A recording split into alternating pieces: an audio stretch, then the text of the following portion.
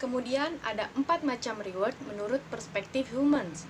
Yang pertama cash berupa uang, yang kedua good berupa barang, dan yang ketiga service berupa pelayanan, dan yang terakhir sentiments berupa pujian. Kalian cenderung akan lebih lama dan langgeng dalam suatu hubungan jika salah satu dari kalian atau bahkan kalian berdua menerima reward dari keempat macam reward tersebut, baik berupa uang, barang, pujian, maupun pelayanan.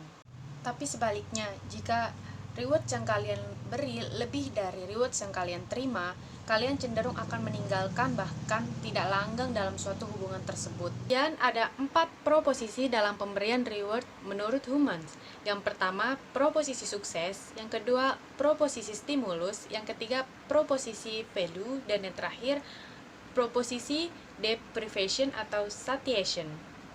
Yang pertama, proposisi sukses. Seseorang cenderung akan melakukan tindakan jika sering mendapatkan hadiah atau reward.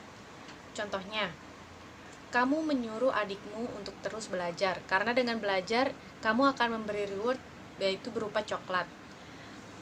Dengan seperti itu, adikmu akan terus-menerus belajar, karena untuk mendapatkan reward, yaitu berupa coklat.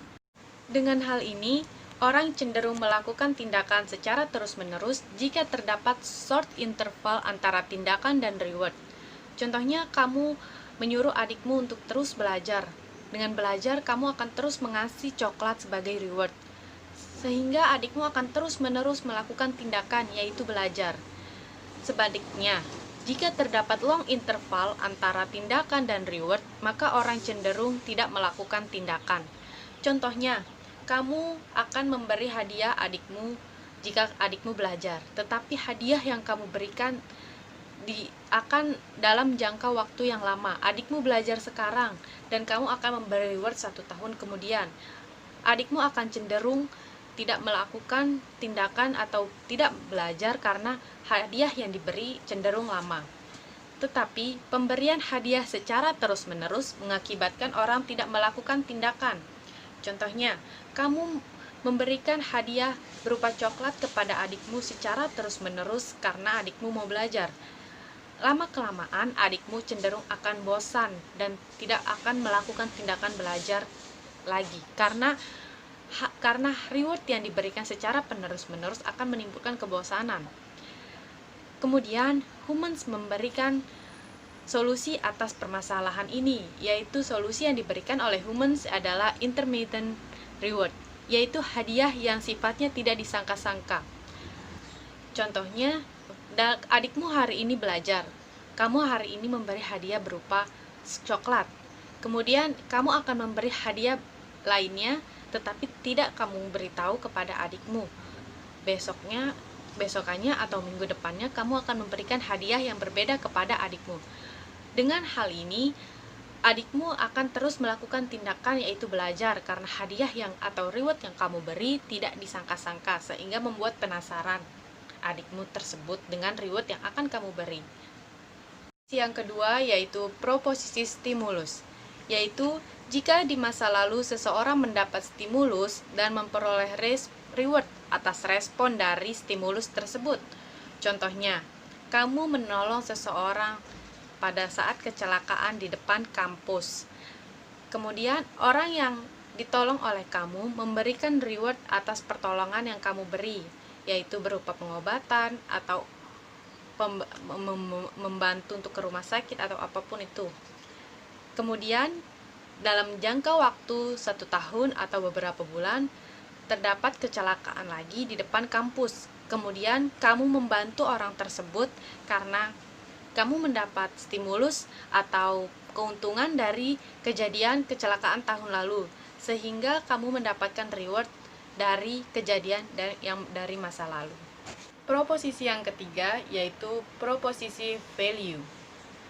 Proposisi ini berangkat dari sebuah asumsi bahwa jika reward yang diperoleh semakin berharga, maka kecenderungan bertindak semakin besar. Contohnya, ada sebuah perempuan yang dimintain tolong, dia akan mau menolongi orang tersebut jika orang tersebut memberikan satu buah boneka yang sangat ia senangi. Ia akan terus menerus menolong orang tersebut jika orang tersebut memberi reward berupa boneka yang sangat ia senangi. Kemudian ada dua orang yang ingin meminta pertolongan perempuan ini.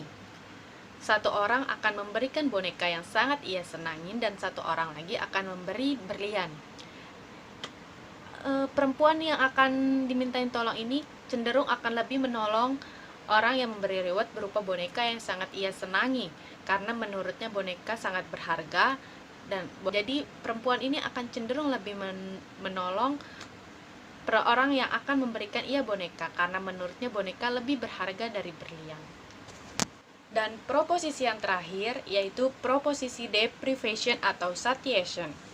Proposisi ini bermakna jika seseorang memperoleh hadiah yang itu-itu saja, lama-kelamaan hadiah atau reward yang diberikan akan menjadi tidak berharga atau less valuable. Contohnya, kamu menjadi teman saya. Setiap minggu saya akan memberikan kamu boneka atau barang yang kamu suka. Contohnya saja boneka. Seminggu saya memberi kamu boneka, 2 atau 3 minggu kemudian saya memberi kamu boneka, sampai terus-menerus saya memberikan kamu boneka. Kemudian kamu akan lama-kelamaan akan menjadi bosan, dan kamu menganggap boneka itu adalah barang yang less valuable atau barang yang sudah tidak berharga, karena terus-menerus saya memberi kamu reward berupa boneka tersebut. Oke, sekian presentasi dari kelompok kami tentang teori pertukaran sosial menurut George Humans. Semoga dapat dipahami. Kurang lebihnya mohon maaf. Wabillahi taufiq wal hidayah. Wassalamualaikum warahmatullahi wabarakatuh.